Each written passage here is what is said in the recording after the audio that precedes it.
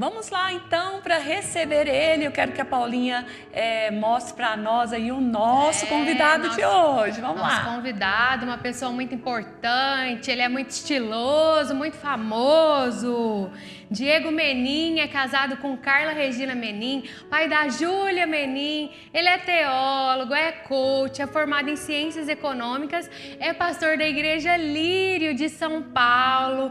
É uma bênção, tem comandado uma igreja super relevante, que se destaca no voluntariado, e hoje ele vai discutir aqui com a gente um bate-papo riquíssimo. Seja muito bem-vindo, Diego Menin!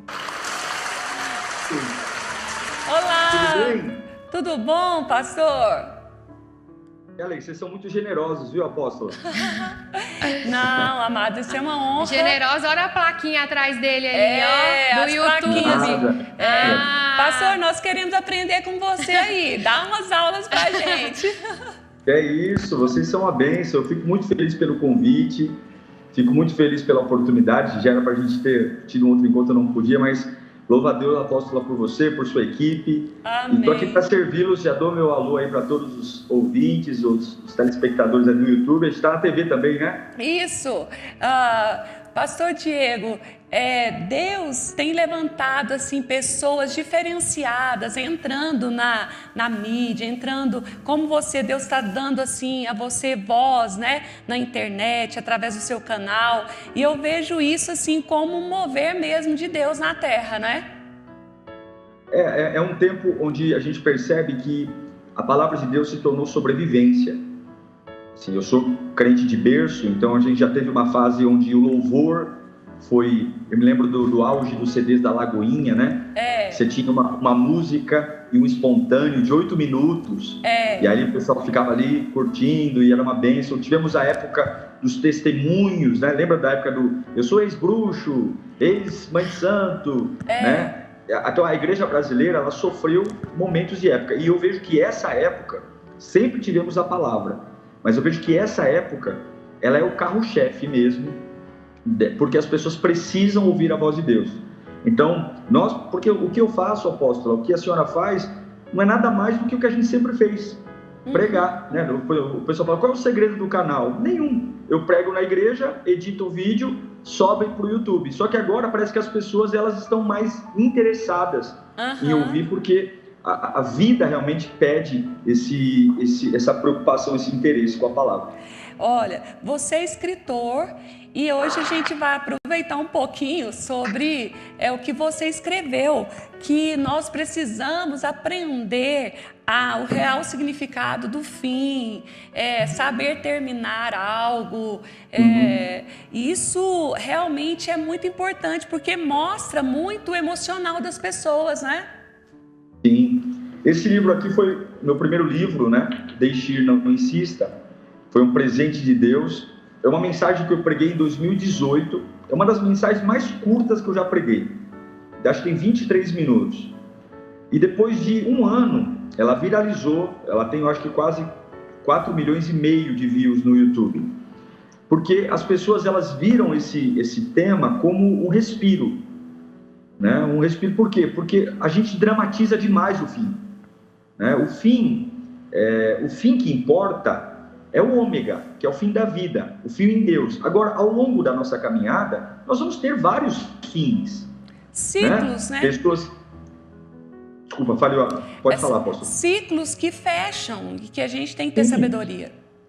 Eu já vi gente pregando, por exemplo, quando a Noemi se separa das duas noras, Orfa e Ruth, e eu já vi pregadores falando que a Orfa foi uma nora muito ingrata, porque ela não cuidou da sogra, e Ruth, que era a boa, não. Nem todas as pessoas vão estar com a gente o tempo todo, porque cada um vê a vida por seu próprio ponto. Então, os finais não deveriam ser dramáticos. Toda fase que fica, ela causa prejuízos. Viver num inverno constante causa prejuízos. Viver num verão constante causa prejuízos.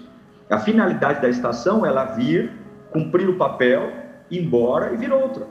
Então, por isso que a maior possibilidade é andar com as mãos abertas. Viver com as mãos abertas. Né? Saber que como João diz, né? Eu gosto sempre de citar esse texto, que é inclusive o tema do meu livro, né? 1 João 2,19, eles saíram do nosso meio, mas na realidade não eram dos nossos. Pois se fossem dos nossos, teriam permanecido conosco. O fato de terem saído mostra que nenhum deles era dos nossos. O que João está falando? Eu sei quem é meu, quem fica. E eu sei quem não é meu, porque vai. Então, mas tem que ter muita maturidade para entender isso. Principalmente a gente, como pastor e líder, sofre por às vezes não entender esses que vão, né? Exatamente. Porque a gente acaba fazendo, meio que involuntariamente, as pessoas de fonte. Iguais não se sustentam. Eu amo minha esposa, mas ela não pode ser minha fonte de suprimento. Eu amo minha filha, né? Quando nós que somos pastores, líderes, a gente ouve muito no meio do desespero as pessoas falando assim: o que vai ser de mim sem essa pessoa? Principalmente num velório, né? Lamentável, triste. A pessoa está do lado ali de um ente querido, aí ela fala: o que vai ser de mim? A minha vida acabou. Isso é muito sério.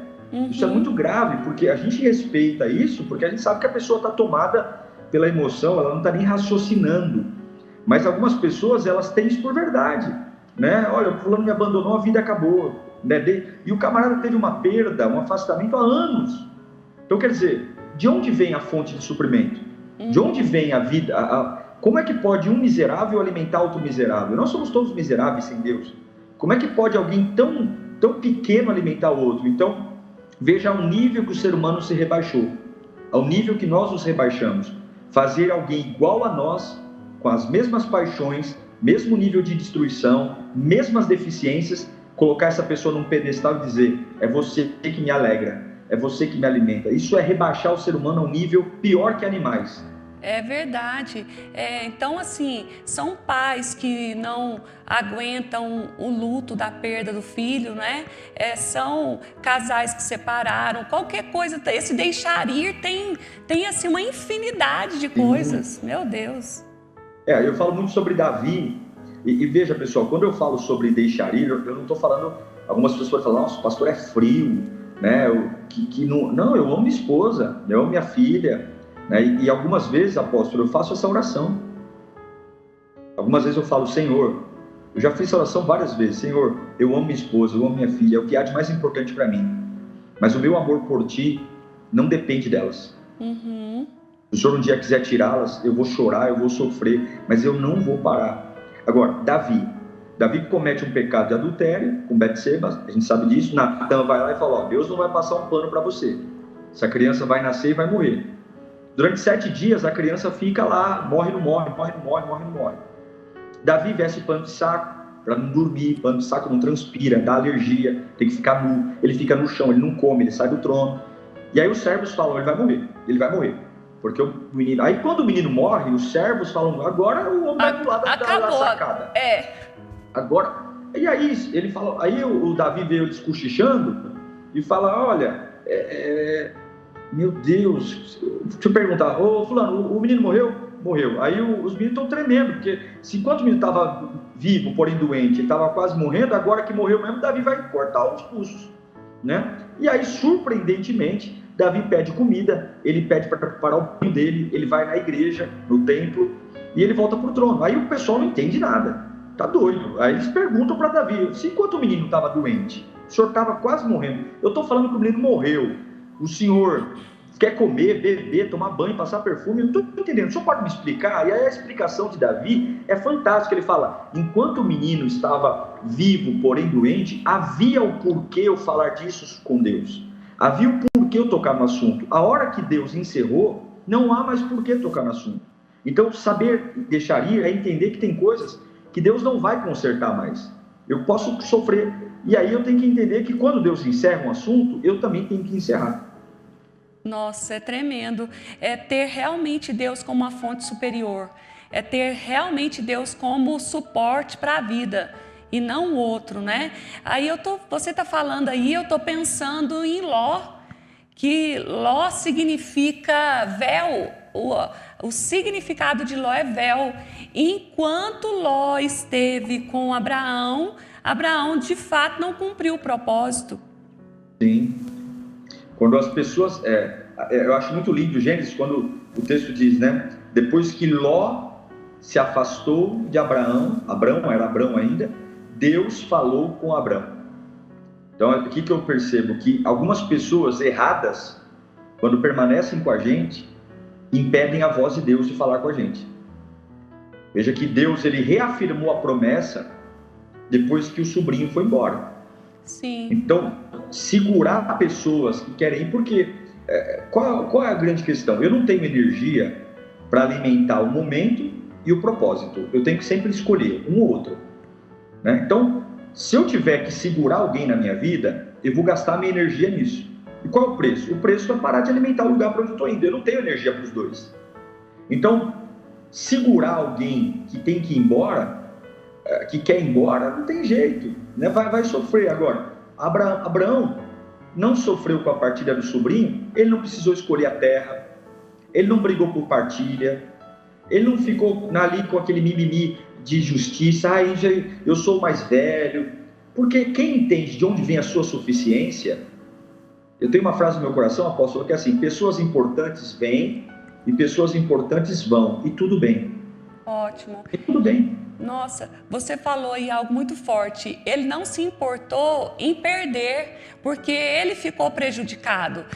Porque ele ofereceu para Ló, falou assim: você escolhe primeiro, para onde você quer ir. Ló escolheu as campinas, o lugar verde, o lugar produtivo, e ele ficou com um lugar seco, estranho. Mas aí é que está o cerne, aí é que está o pulo do gato. Muitas pessoas, elas ficam naquele lugar e fica com aquela aliança, vendo que está perdendo, que não está crescendo, mas ela ainda não consegue abrir mão, porque ela vai perder algo e ela não aceita. Porque não sabe onde é o melhor. A pessoa fala assim: eu não vou largar esse traste, porque se eu não ficar sem ele é pior ainda. E outra coisa, as pessoas têm um grande problema, apóstolo, de odiar a solidão. Para mim, uma das coisas um dos momentos de cura mais importante é a solitude. É ficar bem com você mesmo. Jesus falou: olha, entra no teu quarto, fecha a porta do teu quarto em secreto, e em secreto o teu pai vai te recompensar. Tem gente que joga todo o critério no lixo. É o que eu falo aqui na igreja. Eu falo: olha, nós somos tão cabeção, o ser humano é tão cabeça dura, que Deus falou assim: ó, você é tão atrapalhado que você só vai escolher uma pessoa na vida. Você não vai escolher teu pai, você não vai escolher tua mãe, você não vai escolher teus irmãos, você não vai escolher nem teus filhos. Vai lá, vou torcer para você acertar. Eu vou deixar você escolher um só. Vai lá e escolhe. Tem gente que vai lá e escolhe errado ainda. E eu vou te dizer uma coisa: pior do que estar sozinho é estar mal acompanhado. Então, eu não estou falando sobre casamento aqui, isso é muito importante. O casamento é um princípio que, casou errado, meu irmão, salvo as exceções bíblicas, você vai ter que segurar o rojão, né? A Bíblia, ela é muito veemente na questão do divórcio, mas em outras relações, a Bíblia orienta você não andar com tolo, a não andar com tolo, a abrir a mão e deixar seguir mesmo. É realmente muito incrível. Nós não temos noção do que é a energia que nos cerca, o que é ter de fato uma equipe alinhada, o que é de fato ter uma casa, tudo no fluxo, né, da energia que move e constrói todas as coisas. As pessoas, elas parecem não sabem construir isso. Sim, porque escolhem a ferramenta que é a pior de todas, as emoções. Né? Existe um caminho para uma vida de sucesso, que a gente aprende até na nossa mentoria lá com Costa. Aí eu gravou meu coração: fundamento, processo e resultado. O problema é que as pessoas querem construir um casamento pelo resultado e não pelo fundamento. Então, uma união, uma amizade, né? Eu dou sempre esse exemplo, né? Essa caneta aqui, essa caneta está na minha mão, né? Por que ela está na minha mão? Porque eu estou segurando essa caneta. Não tem outra explicação para ela ficar presa à minha mão sem que eu segure. Se eu soltar a caneta, ela cai. Há uma lei da gravidade que a tira da minha mão. Né? Então, o que eu digo para todo mundo? Deixe na sua vida Só quem fica é quando você está com as mãos abertas. Uhum. Porque se essa caneta ficar na minha mão, com a minha mão aberta, só tem uma explicação: milagre. Não tem outra explicação. Se eu abrir a mão e ela ficar, é milagre.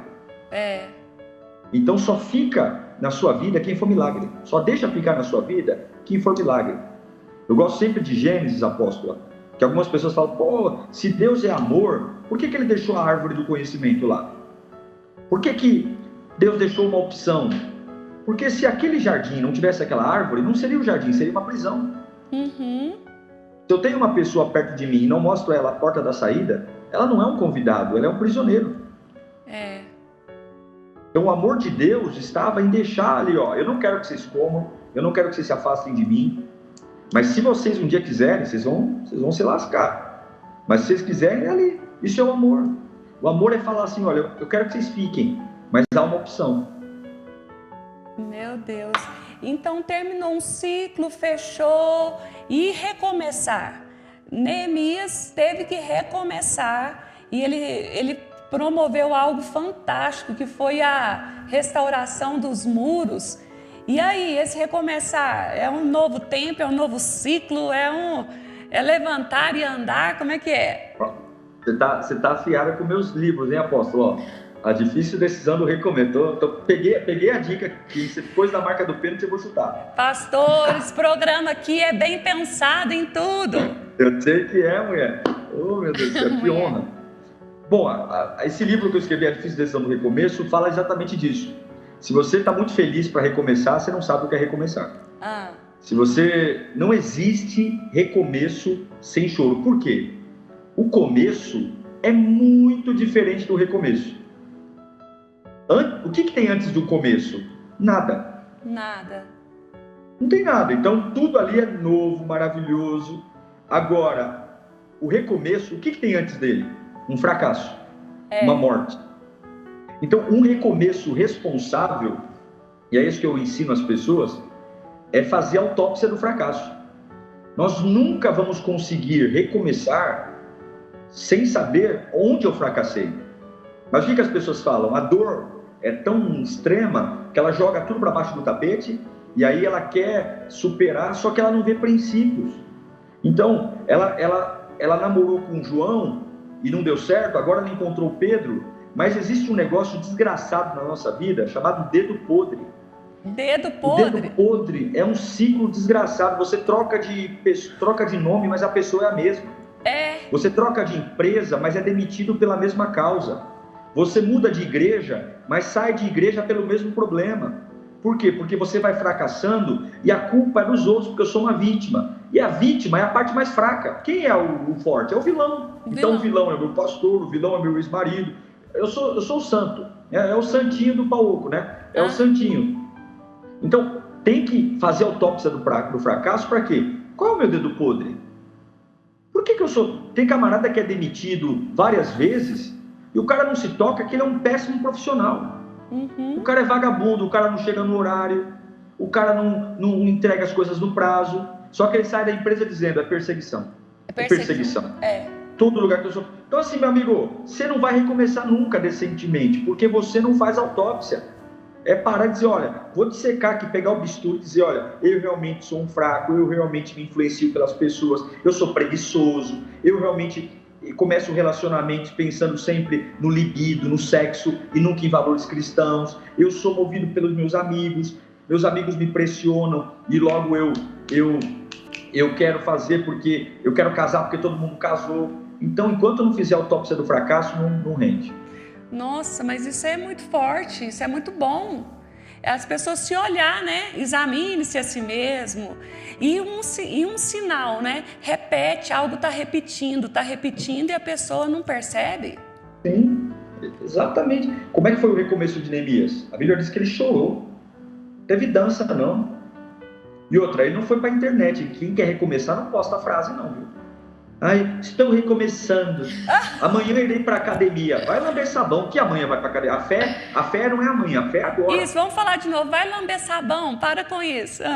Vai lamber sabão. Tem 2 hashtags que eu gosto, viu? Quem tá aí? 2 hashtags. Primeira, Deus não é trouxa e Deus não é burro. Deus não é trouxa? E Deus não é E Deus não é burro. É verdade. Primeiro, Deus não é trouxa. Por que Deus não é trouxa?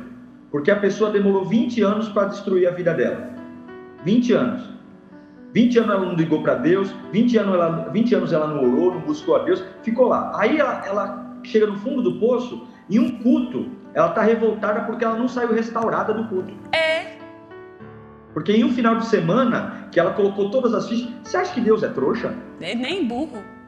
Nem burro. Deus não vai criar um processo que você não aprenda. Então, assim, uma vida não é destruída do dia para a noite.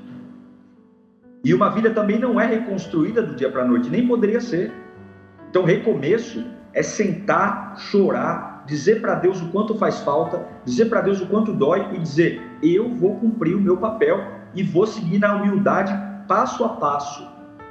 Né? Então, Deus não é burro, Deus não é trouxa e Deus não é burro. Por que Deus não é burro?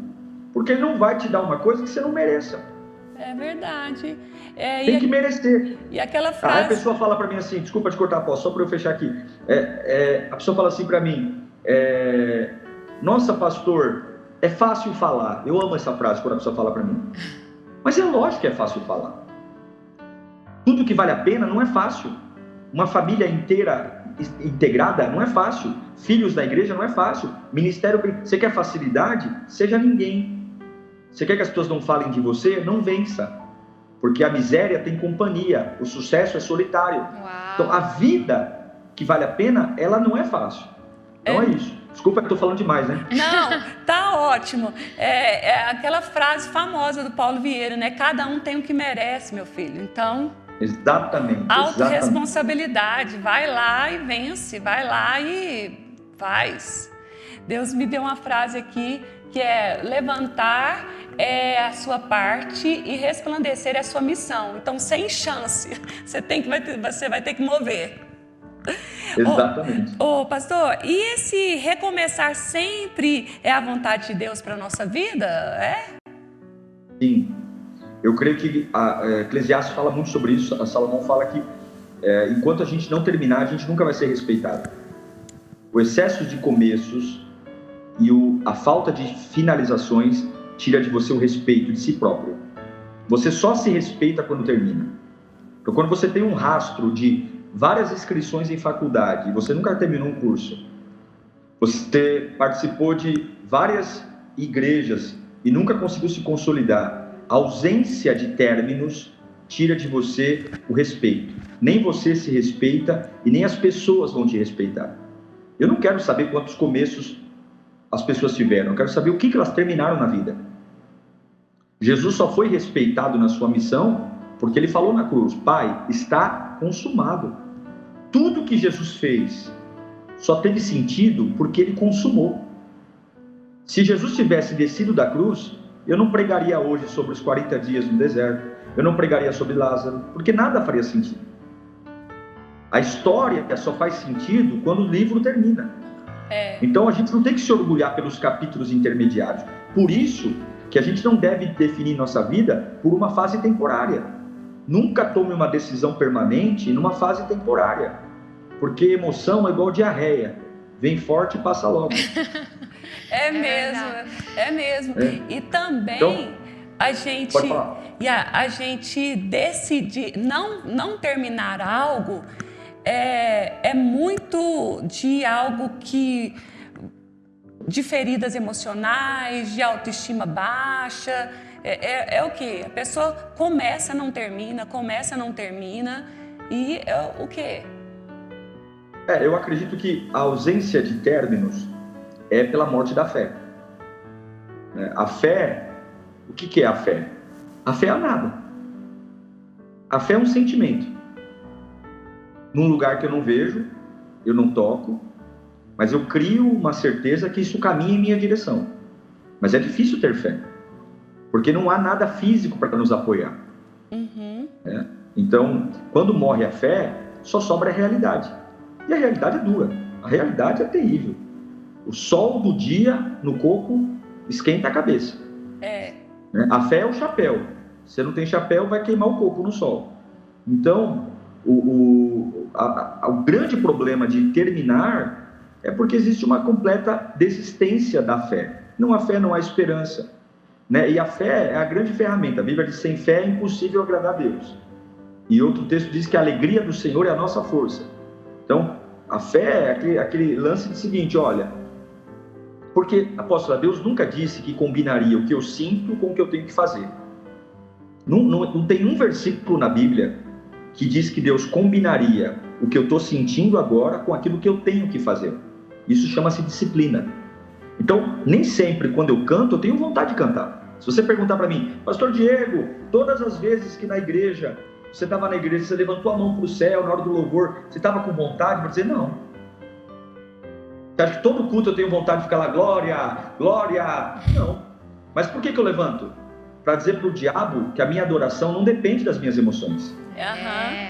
A minha adoração não depende. É a fé racional, eu presto um culto racional ao Senhor.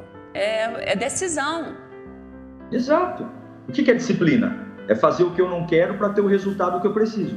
Eu não quero ir para academia, mas eu preciso perder peso, então eu vou. Né? Eu não quero ficar sem comer esse doce, mas eu vou ficar sem comer esse doce porque eu preciso regular a diabetes. Eu não quero ir para a igreja, mas por que eu vou? Porque eu preciso ouvir a palavra, eu preciso estar lá. Só que nós temos uma sociedade que luta para fazer o que quer. Para fazer o que sente.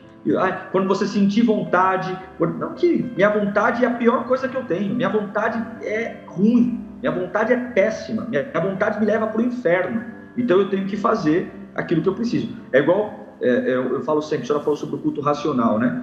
Se eu perguntar historicamente quanto que é 2 mais 2, todo mundo vai dizer 4, certo? Se eu for num velório e perguntar para as pessoas quanto que é 2 mais 2, elas dirão 4. Se eu for numa festa de aniversário e perguntar quanto que é 2 mais 2, elas dirão 4. Por quê? Porque o ambiente não muda o que é um fato. 2 mais 2 é 4. Assim deve ser a fé. Eu estou no velório. Deus é bom? Deus é bom. Acabou de nascer uma criança na maternidade. Deus é bom? Deus é bom. Por quê? Porque eu não preciso sentir que ele é bom. Ele é bom e bom. Pronto. Amém. E essa expressão sua, ó, decidir machuca e não decidir mata. Esse é meu próximo livro, que vai ser lançado dia 7 de junho. Tá aqui, ó. Vou mostrar em primeira mão. Ninguém viu, hein? Uau, tira foto, Paulinha. Tira um print aí. Esse é o meu próximo livro, Decidir Machuca, Não Decidir Mata, que ele é uma sequência. Aí eu vou fechar esse ciclo de confrontos, vou falar sobre outros temas no próximo livro. Aqui fala do perigo de você não decidir. Eu prefiro uma decisão fracassada, porque até num fracasso eu aprendo, do que a indecisão. Esse livro nasceu quando eu observei a batida de carros. Eu estava no trânsito e vi 2 pessoas batendo o carro. E eu percebi o seguinte, que a maioria das pessoas que batem o carro não é porque elas não sabem dirigir. Até mesmo uma barbeiragem consciente não causa acidente. Mas qual é o problema? O cara está ali. Aí ele decide ir. Na hora que ele decidiu ir, no meio do caminho ele fala, será que eu devo ir mesmo? Aí gera indecisão. Nessa indecisão, bate o carro. Porque até mesmo para fazer uma barbeiragem, não sei se aí em Franca vocês falam barbeiragem, né? O bração, né? O bração. Até o bração, para decidir, ele não bate o carro. Agora, quando ele vai, no meio do caminho, vou ou não vou? Essa indecisão bate o carro. Então, decidir machuca. Decidir mexe com a nossa alma. Decidir traz choro, a gente perde pessoas, a gente ganha pessoas, a gente perde dinheiro, a gente ganha dinheiro. Agora, não decidir nada, isso é pior do que perder e machucar, é morrer. É verdade. Eu consigo ligar esse tema seu aí do livro com aquela frase, né? Feito é melhor do que perfeito. Vai lá, continue, faça. Forte, hein? Forte, hein? Vou anotar aqui essa frase. Feito é melhor que perfeito. Exatamente. Feito é melhor do que perfeito. Mas porque as pessoas erram, elas não querem fazer novamente. Nós vamos errar, mas é preciso ir e fazer. É preciso decidir. Sim. Né? E o próprio livre-arbítrio de Deus, ele mostrou isso, deixou isso pra gente. Você vai ter que decidir em algum momento. Forte. Se você não decidir, você vai para o inferno. Romanos 3:23 fala que todos pecaram e estão destituídos da glória de Deus. Então, ou seja, se eu nascer e até o dia da minha morte, como a apóstola acabou de não fazer nada, eu estou condenado. Exatamente. A sua igreja, o ministério seu é conhecido assim bem forte no voluntariado. Essa igreja, esse voluntariado, esse servir, essa palavra, algumas pessoas, algumas igrejas às vezes até rejeitam essa palavra voluntariado ou voluntário, mas é hoje uma palavra muito atual que reflete o servo, né? Sim. Eu presido uma igreja de 41 anos, vai fazer 42 anos agora. Eu não tenho 42, tenho 37, mas eu não sou fundador. Muito novo. Mas quando eu assumi a presidência da igreja, em 2013, ainda muito novo, tinha 27 anos, 20 e poucos anos, 28, eu tinha uma igreja histórica, né? Eu era um pastor muito novo na presidência, mas eu percebi uma coisa, que os títulos diaconato, presbitério, que são respeitados, nós respeitamos até hoje, mas os títulos cansaram a igreja. Sei. Então eu tinha, por exemplo, um hall de oficiais enorme, 200, 300, 400 oficiais, e não tinha ninguém servindo ceia, não tinha ninguém visitando ninguém, a igreja com áreas que ninguém se preocupava com nada, e todo mundo querendo plataforma, como se, né, só servia quem cantava. Então num culto tinha 15 oportunidades, todo mundo canta, a criança canta, jovem canta, adolescente canta, o tiozinho canta, né, todo mundo canta. Por quê? A pessoa achava que servir a Deus era ter uma oportunidade para a igreja. Em contrapartida, o pastor falava, eu vou dar oportunidade para todo mundo, porque todo mundo vai para a igreja. E aí eu tirei tudo, bloqueei ordenações. Aí nós temos ordenações, mas aprendi que ordenação não é quando a pessoa quer, mas é quando a igreja precisa. E aí colocamos o servir. Criamos um curso vocacional chamado CFV, Centro de Formação de Voluntários, porque eu acredito que quando você serve na tua área de paixão, você serve por mais tempo, né? Então não é só o servir, mas é entender que cada um nasceu para eu não posso pôr um pulmão para fazer função do estômago, né? Então eu preciso... E tem gente que não vai cantar, não vai pregar, tem gente que não vai, mas vai servir na contabilidade, vai servir na recepção, vai servir na limpeza, e servir não é tarefa, é estilo de vida. Então eu acredito muito que Deus tem um plano para cada um, ninguém é inútil, né? Ninguém é inútil, e a nobreza não está no fazer, está no ser. Então a Lírio, ela ganhou uma repercussão muito grande, porque a gente coloca todo mundo, assim como vocês aí, também, como todo mundo é útil, todo mundo serve, né? Não existe improdutivos. Muito bom. Nós somos uma igreja orgânica, cada árvore dá o seu fruto, tirando a ênfase do título, do cargo e da plataforma. Você é uma árvore que dá fruto e precisa continuar dando fruto. Pastor, muito obrigada pela sua presença aqui conosco. Tem um monte de gente, pastora Vânia, perguntando onde encontra os livros do pastor Diego. Fala pra gente, pastor, como que encontra? Você pode entrar no meu site, www.diegomenin.com, tá aí, ó, /Deixe-ir. Olha que lindo esse povo aqui, você tá vendo a equipe aqui, pastor? A equipe, vou te falar, viu? Olha, já tá tudo aí, ó, o Instagram e o www.diegomenin.com /Deixe-ir. Você pode se inscrever lá tem um grupo de devocionais, tem a loja dos livros, é tudo lá, eficiência total aí. Deus abençoe vocês. Que maravilha. Apóstola, não tem palavras para agradecer, viu? Uma honra para mim. Estou sempre à disposição. Olha, obrigada. Esse curso que você tem de vocação, você tem ele online ou ele é só interno mesmo para vocês? Então, a gente vai preparar, hoje a gente forma os voluntários internos, mas a gente tem compartilhado com algumas igrejas. Né, alguns pastores, alguns líderes, que é um curso que trabalha tanto a parte de temperamento, né, fleumático, colérico, sanguíneo, melancólico, a parte de áreas de paixão, áreas de vocação. A gente não tem a apostila, mas não temos ainda um curso aberto, mas se algum líder aí, algum pastor se interessar, né, membro a gente acaba não abrindo, porque para não causar choque de visão. Sim. Mas se algum pastor quiser, algum líder, pode me mandar mensagem. Eu quero sim, se você já puder me enviar, porque eu estou fazendo uma mesclagem, a gente está estudando e finalizando um projeto pessoal aqui nosso, e aí pegar o que, né, tem dado certo aí e somar aqui, se você puder me passar. Não tenha dúvida, mando hoje ainda. Então tá bom, pastor. Muito obrigada. Quem sabe um dia, assim, ó, não tão longe, você vir aqui pessoalmente ministrar para nossa igreja. Um pedido seu é uma ordem, apóstolo. Oh. Deixa só calmar essa pandemia aí que a gente vai... E a recíproca é verdadeira, trazê-la aqui na Lírio também. Amém. Um abraço, muito obrigada. Deus abençoe a sua Obrigada, igreja. Diego. E essa placa aí do YouTube? Há quanto tempo? 400 mil inscritos essa aí placa no do YouTube. Essa aqui é dos 100 mil. Ah, hoje já tá em 400, hein? Hoje já fizemos 400 mil. Uau. Graças a Deus.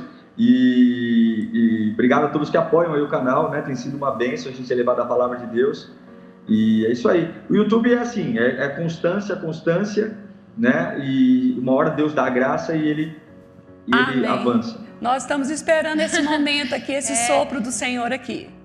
Continue. O meu aconteceu depois de quase 4 anos. Quase 4, 5 anos que ele começou a ter uma repercussão. Mas é a constância, a paciência e acreditar no chamado. Deus tem um chamado lindo para vocês. É só uma questão de alguns meses aí, já daqui a pouco estourou aí. Placa de 1 milhão para vocês. Muito obrigada, tudo de bom, pastor.